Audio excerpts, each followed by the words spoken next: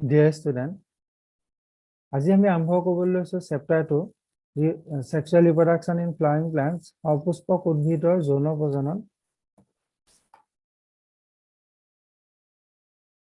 এই স্লাইডখন মই প্ৰিভিয়াছ স্লাইডৰ পৰা আনিছো। ফাৰ্ষ্ট চেপ্টাৰটোত আমি কি পাইছিলো? ৰিপ্ৰডাকশ্যন হৈছে তিনি প্ৰকাৰ।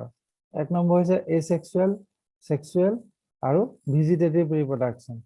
গতিকে এই তিনিটা বিষয় আমি সম্পূৰ্ণ পঢ়ি আহিছো। এসেক্সুৱেলত কি হয়, সেক্সুৱেলত কি হয় আৰু ভেজিটেটিভ মানে আভাসটো আমি পাই আহিছো। গতিকে এতিয়া সম্পূৰ্ণ এই চেপ্টাৰটোত আমি সেক্সুৱেল ৰিপ্ৰডাকশ্যনৰ সকলো পৰিঘটনাবিলাক আলোচনা কৰিম। গতিকে এই চেপ্টাৰটো পৰীক্ষাৰ কাৰণে বহুত ইম্পৰ্টেণ্ট হয়। কুৱেশ্যনো আহে। তোমালোকৰ যিবিলাক কম্পিটিটিভ এক্সাম সেইবিলাকত মানে ইয়াৰ পৰা বহুত কুৱেশ্যন কভাৰ কৰে। আৰু এইটো এটা এমব্ৰায়লজি এনেকুৱা এটা বিষয়, বা ইয়াত যিটো এমব্ৰায়জেনেচিছ তোমালোকে পাবা, সেই এমব্ৰায়জেনেচিছটো পাছত যদি তোমালোকে টিস্যু কালচাৰ বা বায়'টেকনলজি পঢ়াগে, খুব দৰকাৰী হয় তাৰ বিষয়ে জনা, যে কেনেকে ইয়াৰ এমব্ৰায়জেনেচিছ হয়, তাৰ ইভেন্টছবিলাক কি হয়, ক'ত কেনেকে, এই প্ৰচিডিউৰ জনাটো খুব জৰুৰী। গতিকে এইটো এতিয়াই যে দৰকাৰ হ'ব তাৰ মানে পৰীক্ষাৰ কাৰণে পঢ়িব লাগিব সেইটো কথা নহয়। গতিকে ভৱিষ্যতেও তোমালোকক এই চেপ্টাৰটোৰ বিষয়ে জানিব লাগিব। আৰু ইয়াত এনেকুৱা সৰু সৰু কিছুমান বেছিক কথা আছে, সেই বেছিক কথাবিলাক জনাটো তোমালোকৰ খুব দৰকাৰী। আৰু ডেইলি তোমালোকৰ ইয়াত সায়েন্সত পঢ়াৰ পিছত ফুলপাহৰ বিভিন্ন অংগটো নজনাটো বেয়া কথা। গতিকে তোমালোকে পৰাপক্ষত ইয়াৰ টাৰ্মবিলাক অকল যে পঢ়িবৰ কাৰণে দৰকাৰ হৈছে সেইটো নহয়, তোমালোকে নিজে জানিবলৈও জানিবৰ কাৰণেও মনত ৰাখিবা। গতিকে এই চেপ্টাৰটোত আমি কি হয়, সেক্সুৱেল ৰিপ্ৰডাকশ্যনৰ বিষয়ে আমি সম্পূৰ্ণৰূপে পঢ়িম। য'ত এই সেক্সুৱেল ৰিপ্ৰডাকশ্যনৰ যিখিনি পৰিঘটনা তাত যি হয়, মই অলৰেডি কৈছো তাত তিনিটা ষ্টেজত ভাগ কৰিছে।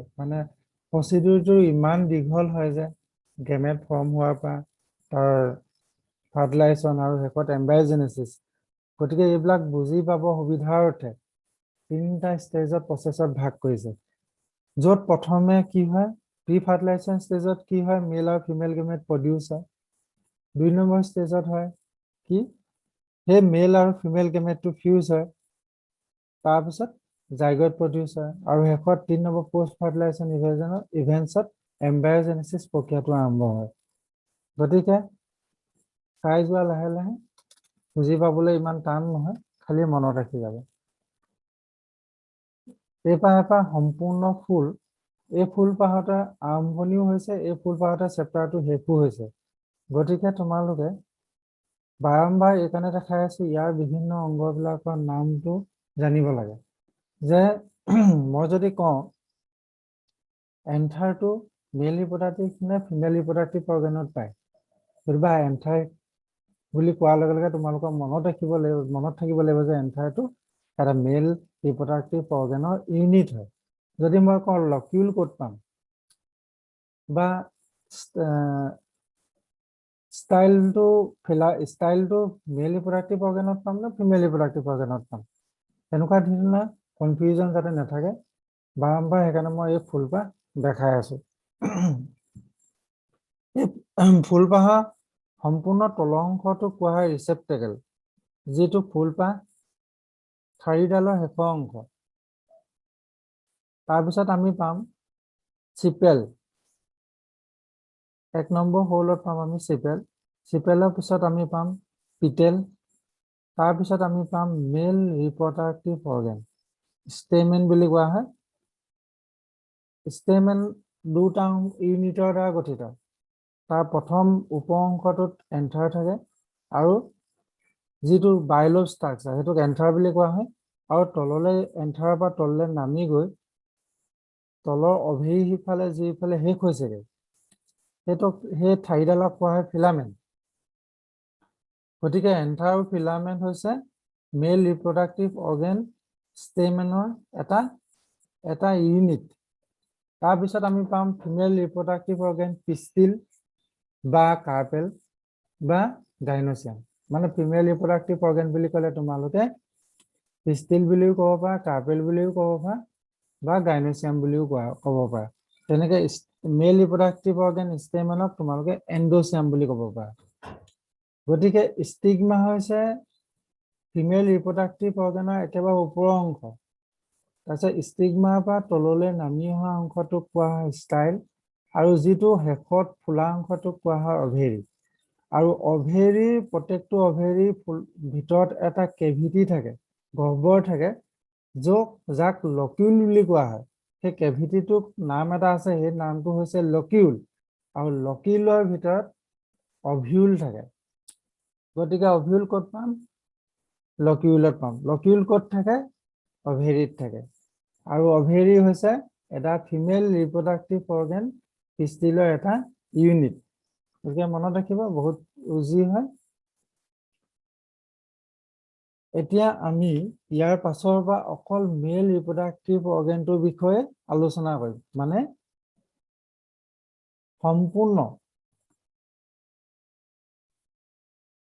সম্পূৰ্ণ চেপ্টাৰটো আমি অকল এই ইউনিটটোত অকল মেল ৰিপ্ৰডাক্টিভ অৰ্গেন ষ্টেমেন বা এন্ডোচিয়াম এন্থাৰ ষ্ট্ৰাকচাৰ ইয়াৰ ওপৰতে আমি ডিছকাশ্যন কৰিম এন্থাৰৰ পৰা কি হয় তাৰপিছত এন্থাৰ প্ৰডিউচ হোৱাৰ পিছত কলৈ যায় সেই পৰিঘটনাসমূহ আলোচনা কৰিম গতিকে এই ইউনিটত তোমালোকে অকল মেল ৰিপ্ৰডাক্টিভ অৰ্গেনটোৰ বিষয়েহে পাবা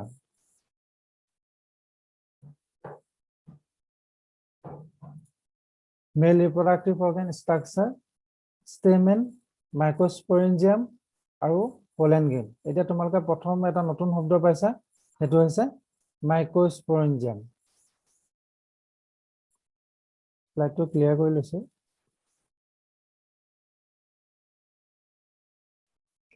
মেল ৰিপ্ৰডাক্টিভ অৰ্গেন ষ্টেমেন বা এন্ডোচিয়াম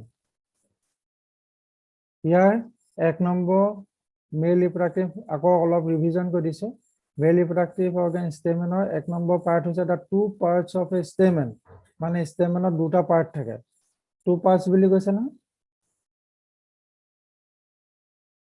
two parts of a stamen the long a slender stalk called the filament এই অংশটো ইয়ালৈকে ফিলামেণ্ট তাৰপিছত কৈছে 2 নম্বৰ the terminal generally bilobe structure called the anther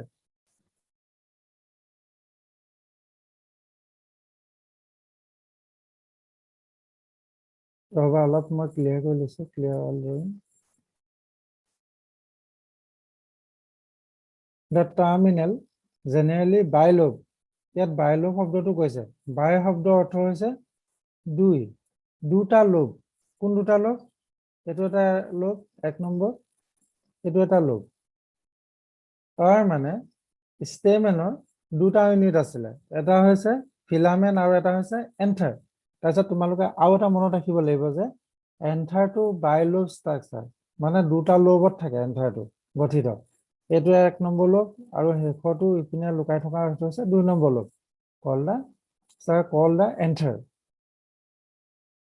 next the proximal end hekhor end duta towards the beginning of the filament is attached to the thalamus or the petal of the flower এই অংশটো কোবাটো লাগি থাকিব লাগিব ফুলপাহ coat লাগি থাকে thalamus নহলে পেটেলত মই যদি কোনবাইনন হলো যে ফিলামেন্টটো কোট লাগি থাকে ফ্লাৱাৰ তোমালোক এইটো কথা মনত ৰাখিব লাগিব thalamus নহলে পেটেল নহলে তো এইটো কোবাটো লাগি থাকিব লাগিব না ফুলপাহ গতিকে ফিলামেন্ট এন্থাৰটো দুটা পাৰ্ট হেতু হৈছে বাইলোব ষ্ট্ৰাকচাৰ আৰু হেকত হৈছে ই থ্যালামাস নহলে পিটেলত লাগি থাকে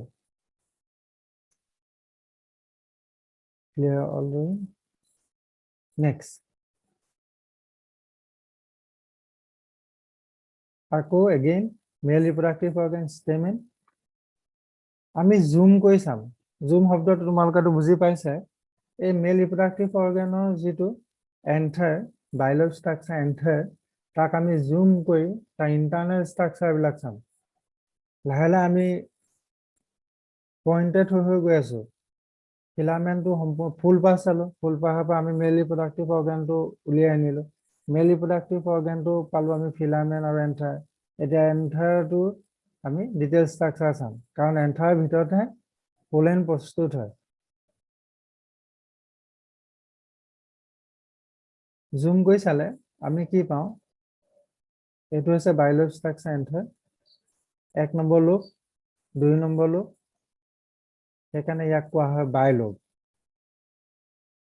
A typical angiosperm anther is bilobe, with each lobe having 2 theca. They are dithekas. ইহঁতৰ দুটা থেকা থাকে, গতিকে ইহঁতক ডাইথেকাছ বুলি কোৱা হয়। এতিয়া থেকা কি বা কিয় ডাইথেকাছ কোৱা হয় সেইটো আমি পাম। যদি আমি এই এন্থাৰটো টেনভাৰ্স সেকশন কৰো, টেনভাৰ্স মানে হৰাইজেন্টেলি টেনভাৰ্স সেকশন কৰো, এইটো প্ৰেক্টিকেলত খুব ইম্পৰ্টেন্ট। যদি এক্সটাৰ্নেলে কৰে তোমালোকে এটা লংগিটিউডিনেল সেকশন বনোৱা, এলএছ বনোৱা বা টিএছ বনোৱা, গতিকে তোমালোকে মনত ৰাখিবা টেনভাৰ্স সেকশনটো সদায় এনেকৈ পথালিকে কাটে, দীঘলে দীঘলে নহয়। টেনভাৰ্স সেকশনত আমি কি দেখিবলৈ পাম, এইটো ষ্ট্ৰাকচাৰ আগত দেখি আহিছে, চোৱা ইয়াৰ মাজতে কাটিছে, তলৰ পাৰ্টটো কিছুমান ভিতৰত গাঁত পাইছো, দেখিছানে? 1 2 3 4, মই আঁকি দিছো ৰবা। ইয়াত টেনভাৰ্স সেকশন কৰাৰ পিছত আমি কিছুমান হোল পাইছো, তাত কি লিখিছে, পলেন গ্ৰেইন। পলেন গ্ৰেইন ৰেণু প্ৰডিউচ ক'ত হয়, এন্থাৰটো ৰেণু প্ৰডিউচ হয় বুলি আমি আগৰ পৰা শুনি আহিছো, গতিকে এন্থাৰ কোনটো অক্ষত ৰেণু বা পলেন গ্ৰেইন প্ৰডিউচ হয় ইয়াত তোমালোকে দেখিছা। আৰু চেক মানে মোনা, ইয়াত য'ত পলেন গ্ৰেইন প্ৰডিউচ হয় তাক কোৱা হয় পলেন চেক। ঠিক আছে, নেক্সট ক্লিয়াৰ কৰিব লাগিব ড্ৰয়িংটো, 1 মিনিট। ওকে, এতিয়া আমি সেই টেনভাৰ্স সেকশনটো অলপ ডাঙৰকে চাইছো। তোমালোকে পাইছিলা যে মই কৈছিলো পলেন গ্ৰেইন য'ত প্ৰডিউচ হয় তাক পলেন চেক বুলি কোৱা হয়, মানে ইয়াত জমা হৈ থাকে, যেতিয়া সঠিক সময় আহিব ই ওলাই আহিব। ইয়াত 4ডাল কাৰ দিছে, ৰঙা ৰঙা যিডাল, ইয়াত চোৱা এইটো এটা মই আঁকি দিছো, এইটো এটা দিছে, এইটো এটা দিছে, ইয়াত দিছে আৰু ইয়াত দিছে, মানে 4ডাল কাৰ য'ত পলেন গ্ৰেইন প্ৰডিউচ হয় তাক কোৱা হয় মাইক্ৰস্পোৰেঞ্জিয়াম। মাইক্ৰ মানে সৰু, একদম সৰু, স্পোৰেঞ্জিয়াম। স্পোৰেঞ্জিয়াম মানে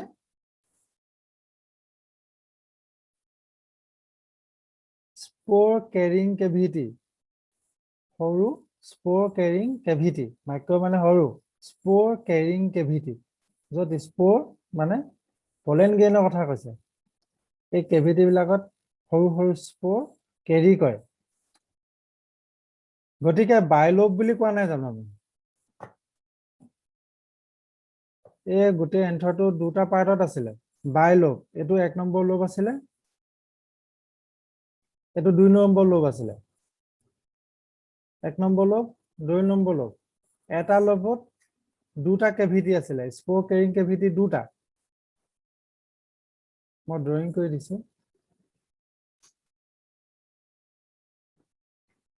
এটা লোব, এইটো সাইডে থকা বাঁহাতৰ লোবটো, এইটো সাইডে সোঁহাতৰ লোব, এটা লোবত দুটাকে কেভিটি আছে, মানে ইচ লোব হ্যাভিং 2 কেভিটি, এটা লোবত দুটা কেভিটি। টোটেল কিমান হল? 4টা কেভিটি হল, মানে এন্থাৰত দুটা লোব আছে, এটা দুটা, প্ৰতিটো লোবতে আকৌ দুটা কেভিটি আছে, গতিকে কিমান হ'ব? 4টা কেভিটি। Each lobe contain, clear all, each lobe can contain 2 cavity, means dithekas. ডাই শব্দটোৰ অৰ্থ হৈছে 2, গতিকে প্ৰতিটো লোবত দুটাকে কেভিটি থকাৰ কাৰণে ইয়াক কোৱা হয় ডাইথেকাছ। গতিকে তোমালোকে আগত পাইছিলা, মই আকৌ বেক কৰি দিছো, দে আৰ ডাইথেকাছ। এন্থাৰটো বায়োলোব ষ্ট্ৰাকচাৰ আৰু ইচ লোব হেভিং 2 থেকা, মানে দুটা কেভিটি আছিলে স্পোৰ প্ৰডিউচ কৰা, সেইকাৰণে ইহঁতক ডাইথেকাছ বুলি কোৱা হয়। ইয়াত তোমালোকক মই সম্পূৰ্ণৰূপে দেখাই দিলো লোভটো কেনেকে প্ৰতিটো লোভকে টেনভাৰ সেকশন কৰিলত ওলাই পৰিলে যে ইয়াত দুটাকে কেভিটি আছে সেইকাৰণে ইয়াক কোৱা হয় ডাইথেকাছ ডাই শব্দটো হৈছে টু আৰু থেকা মানে যেটো কেভিটি clear often a longitudinal groove runs lengthwise separating the theka theka মানে হে এন্থাৰটো মন কৰা এই এন্থাৰটো মন কৰা তাক কি বুলি কৈছে often a longitudinal groove runs lengthwise separating the theka so এই এন্থাৰটো দুটা লবক সেপাৰেট কৈছে এটাক বাওঁ হাত বুলি ক'ব পৰা এটা সোঁ হাত বুলি ক'ব পৰা গতিকে ইহঁতক দীঘলে সেপাৰেট কৰিবলৈ এডাল লংগিছনাল গ্ৰোভ যায় যি সোঁ হাত আৰু বাওঁ হাত থেকা দুটাক সেপাৰেট কৰে এই লাইনটোক কোৱা হয় লাইন অফ ডেহিসেন্স এই ডেহিসেন্সে কি কয় ৰিলিজ অফ পোলেন মনত থাকিব dehiscence is a release of pollen. Next, another doubt. Stamen বুলি ক'লে মইতো আকৌ লাষ্ট তোমালোকক কৈ দিছো stamen মানে তাক এন্ডোচিয়াম বুলিও কয় গতিকে stamen-ৰ এন্থাৰ আৰু ফিলামেন্ট এইটো কনসেপ্টটো তোমালোকে মনত ৰাখিবলৈ চেষ্টা কৰা এইটো খুব দৰকাৰী stamen-ক এন্ডোচিয়াম বুলি কয় আৰু stamen-ক এন্থাৰ থাকে এইটো এন্থাৰ আৰু ফিলামেন্ট এতিয়া কথাটো হল তাক এন্ডোচিয়াম বুলি কেতিয়া কোৱা যায় যেতিয়া সিঙ্গুলাৰ এডাল বুজাম আমি তাক কোৱা হয় স্টেমেন যেতিয়া কালেক্টিভলি ইয়াতো এপাহ ফুলত বহুত স্টেমেন আছে এডাল দুডাল তিনি চাৰি পাঁচ ছয় 12-13ডাল মান স্টেমেন আছে গতিকে কালেক্টিভলি গোটেই হোপাক একেলগে এন্ডোচিয়াম বুলি কোৱা হয় মানে এপাহ ফুলত অকল এডাল মেল ৰিপ্ৰডাক্টিভ অৰ্গেনক সিঙ্গুলি ইন্ডিভিজুয়ালি স্টেমেন বুলি ক'ব পাৰি কিন্তু গোটেইখিনিক যেতিয়া ক'বলৈ হয় তাক কোৱা হয় এন্ডোচিয়াম অফ এ ফ্লাৱাৰ সবকে একেলগে সকলো স্টেমেনক একেলগে এন্ডোচিয়াম বুলি কোৱা হয় গতিকে স্টেমেন বুলি ক'লে সিঙ্গুলাৰ এন্ডোচিয়াম বুলি ক'লে সকলোখিনি কালেক্টিভলি তাক কোৱা হয় মেল ৰিপ্ৰডাক্টিভ অৰ্গেন বা এন্ডোচিয়াম গতিকে বহুত ইজি হয় আশা কৰোঁ তোমালোকে বুজি পাইছা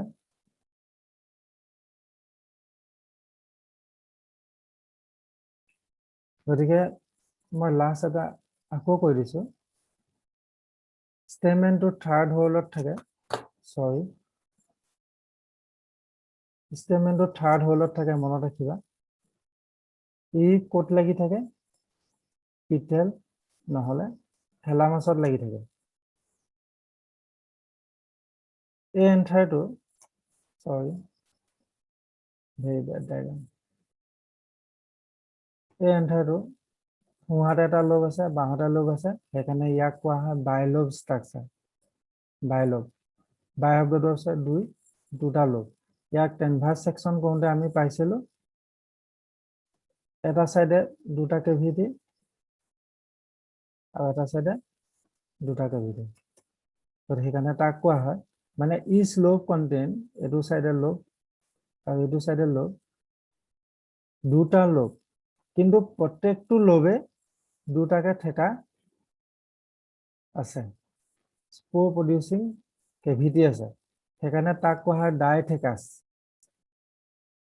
আৰু ইয়াক প্ৰতিটো হোলক কেভিটিক কোৱা হয় মাইক্ৰোস্পোৰেঞ্জিয়াম এমএস মাইক্ৰোস্পোৰেঞ্জিয়াম মাইক্ৰো শব্দ আছে সৰু স্পোৰেঞ্জিয়াম স্পোৰ প্ৰডিউসিং কেভিটি গতিকে মাইক্ৰোস্পোৰেঞ্জিয়াম হৈছে সেই কেভিটিটো য'ত পলেন গ্ৰেইন প্ৰডিউস হয় বা স্পোৰ প্ৰডিউস হয় তাকে মাইক্ৰোস্পোৰেঞ্জিয়াম বুলি কোৱা হয় আৰু এইবিলাকক থেকা বুলি কোৱা হয় গতিকে আশা কৰোঁ তোমালোকে বুজি পালা দৰকাৰ হ'লে ভিডিঅ'টো আকৌ এবাৰ চাবা আৰু ডাউট থাকিলে মোক সুধিবা